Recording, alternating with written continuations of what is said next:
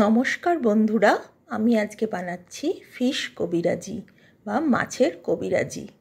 আমি এখানে ভেটকির ফিলে নিয়ে নিয়েছি। এটাকে 1 টেবিল চামচ নুন, 1 টেবিল চামচ গোলমরিচ গুঁড়ো আর হাফ লেবুর রস দিয়ে দেব আমি 1 টেবিল চামচ রসুন বাটা আর হাফ টেবিল চামচ আদা বাটা। এবার এই সমস্ত কিছুকে খুব ভালো করে মাছের ফিলেগুলোর এপিট ওপিটকে মাখিয়ে আমি এটাকে 30 মিনিটের জন্য ফ্রিজে রেখে দেব ম্যারিনেট করার জন্য। এইভাবে পুরো এপিট ওপিট দুদিকই মাখিয়ে নেব।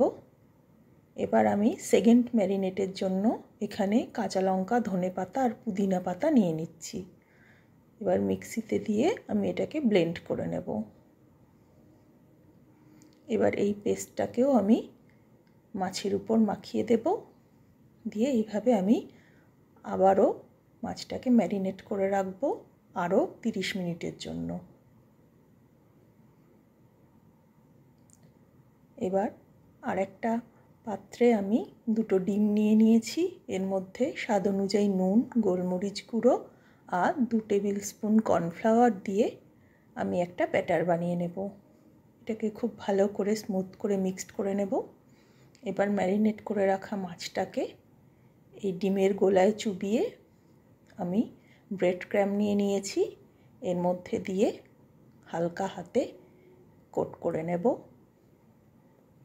আমি এখানে এই ফিশ কাটলেটগুলোকে ডবল কোট করছি, এতে শেপটা দিতেও খুব সুবিধা হয় এবং খেতেও ভালো হবে। তো আমি আরেকবার এটাকে ব্রেড ক্রাম্ব দিয়ে কোট করে নিচ্ছি। এবার একটা ছুরির সাহায্যে চেপে চেপে, যেরকমভাবে হোটেলে বা নিমন্ত্রণ বাড়িতে বানিয়ে থাকে, একদম চৌকো শেপ করে নিয়েছি।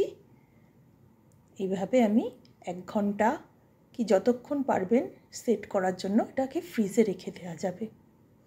এবার 4টে ডিম নিয়ে নিয়েছি আর এর মধ্যে নুন, গোলমরিচ গুঁড়ো, আবারও 2 টেবিল চামচ কর্নফ্লাওয়ার দিয়ে একটা স্মুথ ব্যাটার তৈরি করে নেব। এটার মধ্যে যেন কোনো লাম্প না থাকে দেখতে হবে। এদিকে আমি যে কবিরাজিগুলো বা কাটলেটগুলো ফ্রিজে রেখে দিয়েছিলাম সেট হওয়ার জন্য, এটা সেট হয়ে গেছে। এগুলোকে আমি এপিট ওপিট করে গোল্ডেন ব্রাউন করে ভেজে নেব। গোল্ডেন ব্রাউন হয়ে গেছে।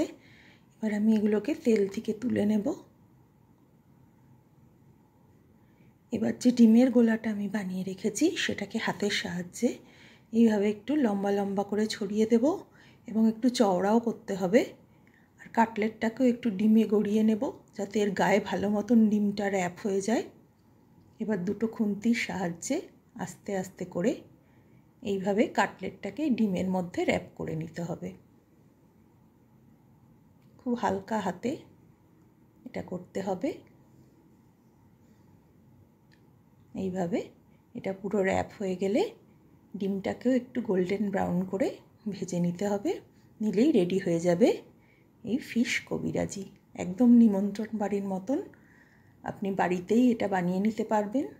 অবশ্যই এটা একবার বানিয়ে দেখবেন এবং কেমন হলো আমাকে কমেন্ট করে জানাবেন।